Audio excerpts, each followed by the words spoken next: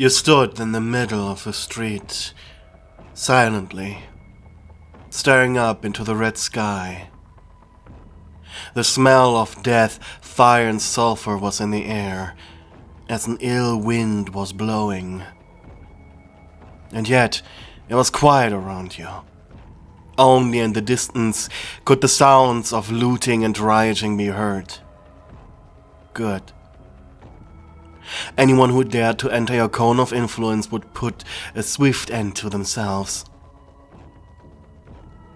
Your eyes moved over to a demon who had just left a burning store, a television in hand. He stood there, shell-shocked as he looked at you. Your eyes met. And that's when he went down on all fours and began slamming his head repeatedly on the pavement, over and over and over. First, only hearing thuds that progressively became wetter and wetter, until a final, loud thud indicated that his torment was finally over. It wasn't his fault, he was just at the wrong place at the wrong time. Not his fault that he was just beneath you. You had been sent here right after an extermination by one of your contacts, to be a professional rioter. In your case, to ensure that the area you were right now walking through was wiped out of life. To lower the price of this area for a cheaper purchase. After all, what kind of gang would want a territory that needed to be repopulated? The demons whom you killed would take a long time to return, as their deaths were caused by the gravest of sins, self-deletion. They would manifest more than likely months later, only to find that what they once called home was no longer theirs. The noise of breaking glass took your attention from the road, gaze shifting. A child. Well, at least the demon was child-sized. To your knowledge, children automatically went to heaven, though that could be a lie. The small demon was pulling something out of the rubble. A toy? Curiously, you stepped behind it, looking down at them, as they pulled out a little plush. But as the child stepped back to turn around with the prized possession, they bumped face first into you. Shivering, afraid, the child took a step back, slowly looking up at you. Your deadpan frightened it. Slowly, you reached out your slender hand. Panicking, they crawled away. And you blinked, perplexed, looking down at your hand for a moment.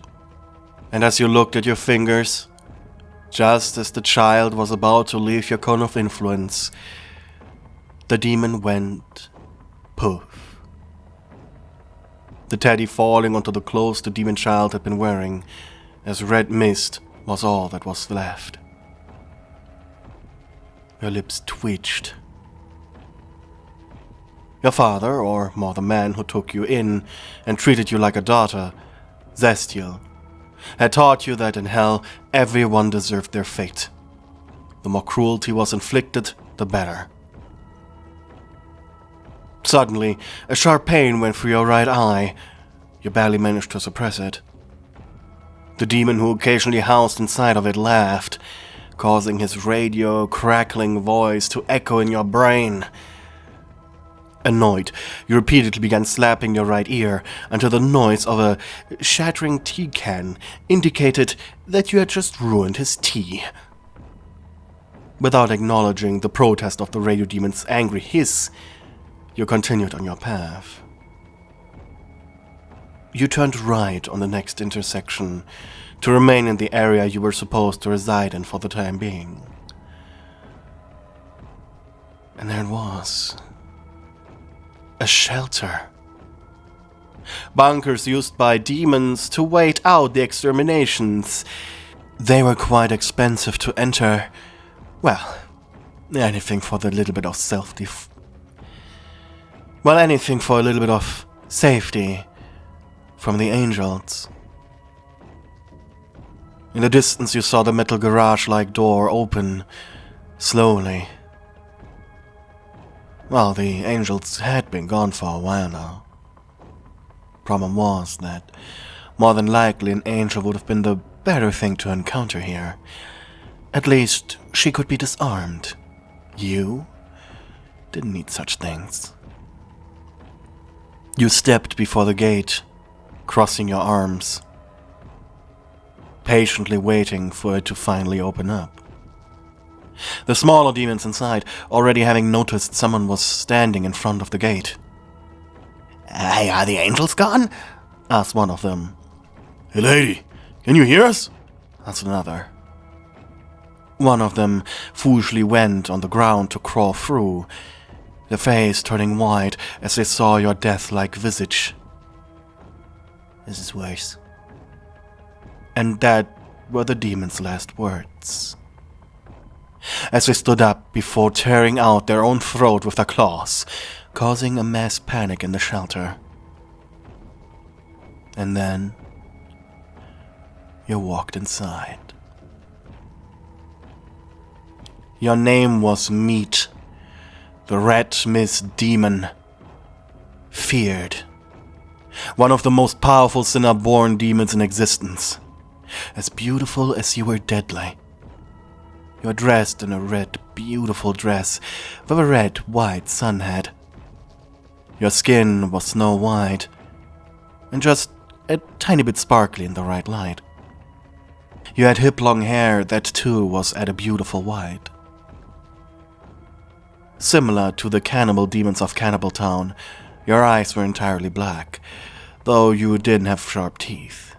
Not that you could use them much anyways, as your lips were sewn shut at the corners, allowing only straws to enter your mouth. For obvious reasons, you were therefore unable to talk, though you could still verbalize with grunts.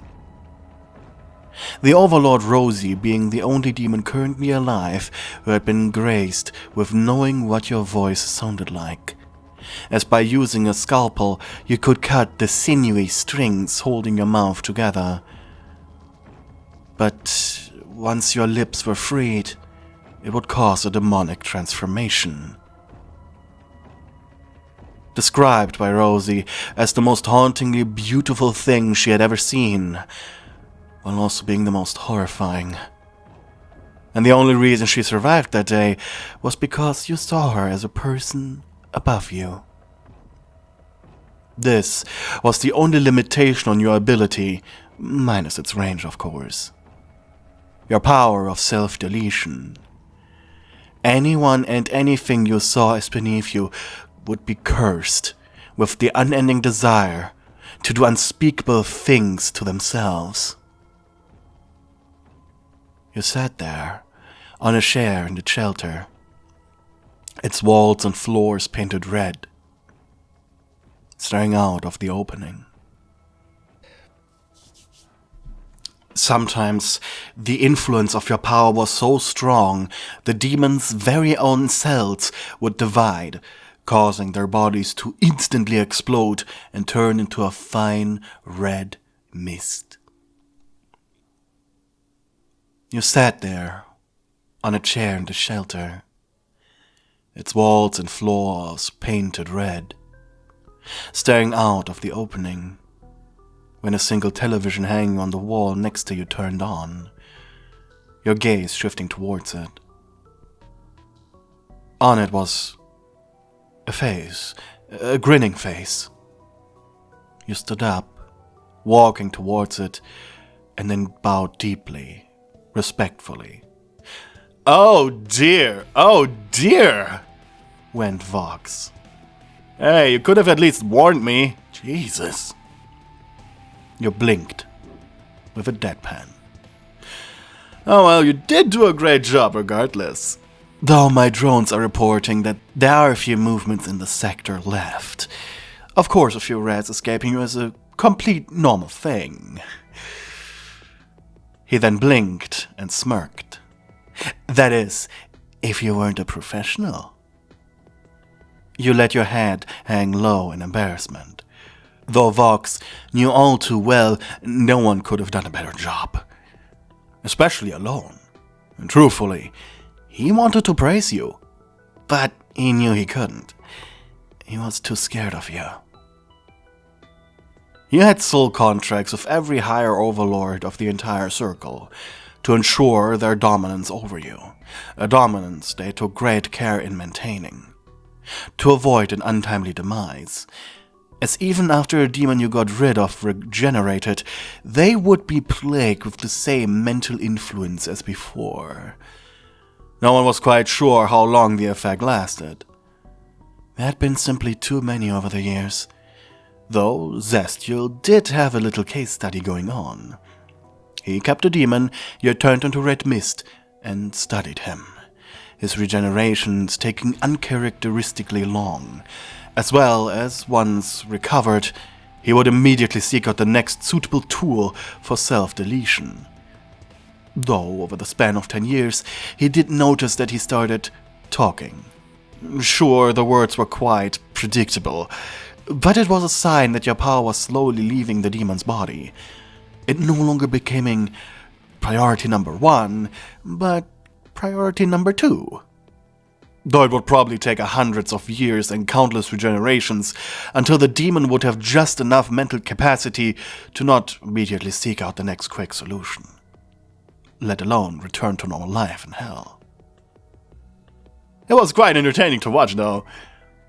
And there were a couple of bets going on as to how long this would get going. Over the years, he had betted a lot of souls on this. And it was one of the most watched live streams. And it's also how he learned of what a live stream was.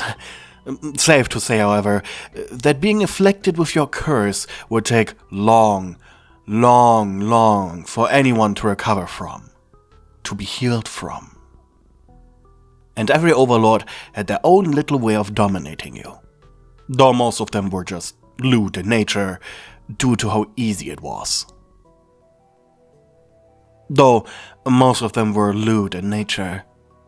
Honestly, it was the easiest way to really apply dominance on you, and the safest. There were a few exceptions, of course. Zestial treated you like an unruly daughter that needed discipline, even though you already did everything he asked of you. Rosie was similar, choosing to be an overprotective mother figure, her dominance manifesting in you just simply liking her a lot. And Alistair the radio demon? He lived in your right eye, occasionally. His form of dominance was taking away your privacy. Though Vox and Valentino, they took the classic approach. They knew no boundaries. Vox's mouth perked up into an evil, toothy grin. Come home to us, mate. You earned it. The TV turned off, and as you stepped outside, a black van with the V logo stopped before you. As part of the contracts you signed with the other overlords, they always knew where you were when you were on assignment. About to step inside, you stopped, taking note of the interior. The back of the van looked like a somewhat cramped living room in a disco style. It was entirely covered with cheetah-patterned fuzz, a sofa, and even a small disco ball. Meet, baby! That was Valentino, one of the V's, the number 1 pimp of the Pride layer. He took a drag of a cigarette before blowing its red smoke in your direction. Just look at you. Filthy. Usually I like that, but nah, it doesn't look good on you. He was right. From head to toe, thick blood was dripping off of you. Valentino sighed. Well, I'm not letting you drive like that, baby. He smirked disgustingly, snapping his fingers. One of the demons driving stepped out of the vehicle and approached you, Hey, meat, he gulped. Angel, baby, would you be a doll and help her out of her clothes? The spider demon before you gulped loudly. Of course he knew about you. A lot of people knew about you, and they all were scared. And so without saying another word, he went behind you. Please don't please don't do anything. Don't worry, Angel baby. If she turns you into a blood clot, her punishment will be worse. You felt Angel Dust's hand take hold of the zipper of your dress. Yeah, right. Thanks for the assurance, Val. Angel rolled his eyes and then slowly began undressing you. Ooh la la, lingerie, meat baby, and it's black too. I can see your everything. I like that. You're forward thinking. You had recently spent the night with Camilla Carmine. She put you in this and had ordered you to keep it on. Valentino took another drag, though the pimp had to admit he wished you'd at least blush. And your posture, like a wooden board. If he had a body like you, well, he would know how to use it. Angel, wash your face too, please. A panicked breath came from Angel Dust as he took off your hat. Using water from a bottle and a piece of cloth, Angel Dust washed your body and face and neck until you were clean. Thanks for cooperating, mate, he muttered, though you just gave him a deadpan look. The spider's breath hitched, heart racing. He picked up your clothes and folded them, as he heard the unmistakable pop of another demon somewhere behind him. That was his cue to close his mouth and immediately rush back to the passenger seat. Angel was close to tears, but managed to keep them in. He felt as if he was very close to death just now. Looking at the ground, he then climbed into the van, sitting down next to Valentino, who immediately began assaulting your body, his hands grabbing every little bit of skin he could reach. You know me, baby, he whispered straight into your ear. Usually a chick with your body would get me lots of money. Do you really not want to be in one of my movies? Maybe as punishment when you're being a bad girl. He licked over your right earlobe and grabbed, pinched, and shook every fold of your skin. Your body shivered with disgust and obedience. Come on, baby, sit on my lap, he ordered with a whisper.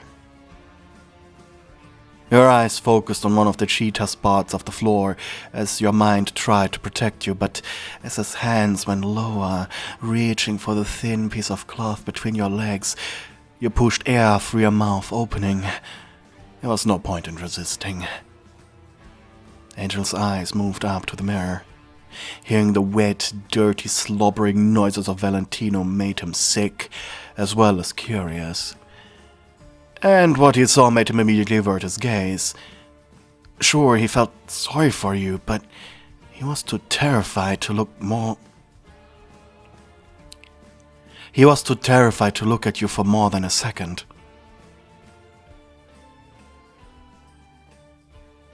10 minutes of enduring Valentino's aggressive fondling ended when the van finally stopped in front of the studio. No one said a word. Val just grabbed you by your wrist, dragging you outside. I'm going back to the hotel. Angel muttered more to himself than to the driver of the van, who was just a terrified little imp. Meanwhile, you and Valentino entered the V lobby. A warning had already been spoken out by the staff to not look up from the ground. though one of the demons present was just too curious as to why. For but a split second her eyes moved up, and what she saw was you staring right at her as you were dragged past her, as if you had a sixth sense of whether or not you were stared at, and from where. The demoness's face turned into a blissful smile, however. Silently she put down her notepad that she was holding before she walked outside into traffic. Valentino pulled you into the elevator. Still you were wearing only the revealing lingerie. "Come on, meet, baby. That was one of our new interns. Did you really have to do that?" A blink was the only reaction the moth demon got. Fine, was all he said. Not like she was important, though she could have been in the future. She had quite a nice rack. The elevator opened moments later. Immediately you were greeted by Vox, who was standing at his penthouse bar. "Meet, glad to see you're..." He licked his lips. "Already in proper attire." Valentino snickered. "She already was ready to go like this, like a lewd little present Angel opened for us." Vox took 3 martini glasses filled with a green substance and approached you. His shirt was unbuttoned and belt unbuckled. As he came closer, he spoke. "But before we do anything, how about something to loosen up a bit?"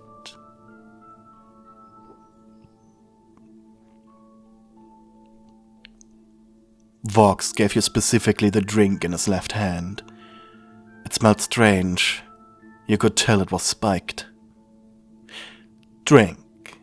That's an order." Your lips quivered, but you still put the glass against the opening of your lips.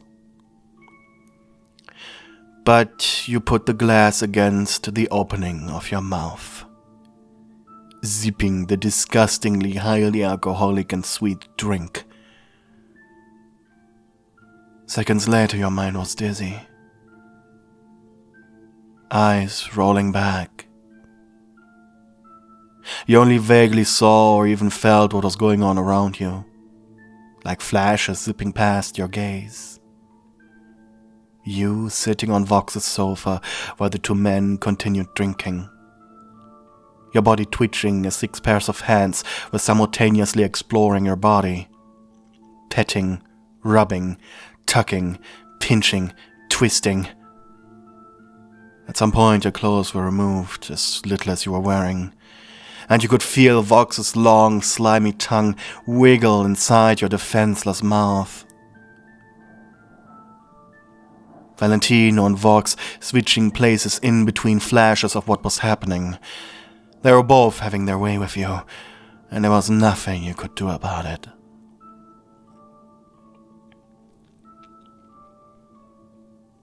You were sick. The moment you had awoken, your stomach and brain felt as if they had been covered in acid, wanting nothing more than to rip your own stomach out to get rid of the pain, to have it regrow. Your head had 1,000 thoughts going around it, and yet none of them coherent enough to form a proper question or sentence. You walked into the bathroom, wanting to vomit, but you couldn't do it to your mouth being sewn still.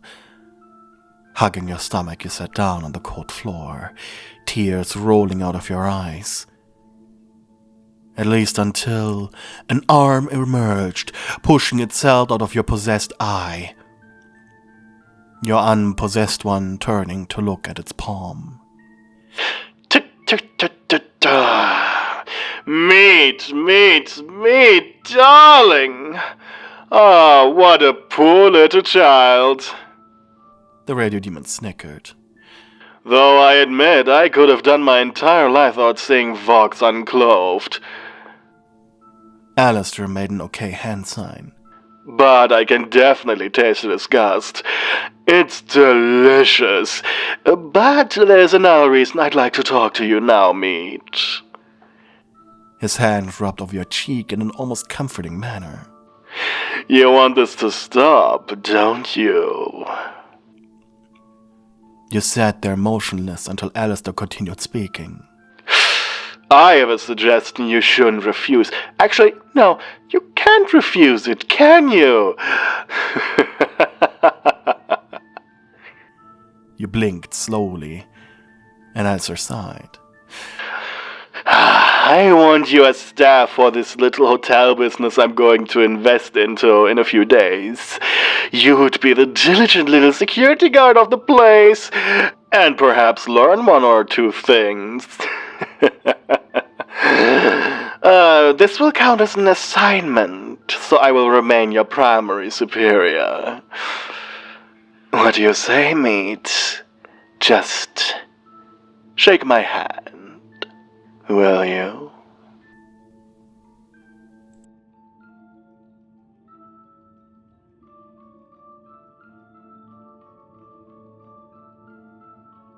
Hey, thank you for watching my video until the very end.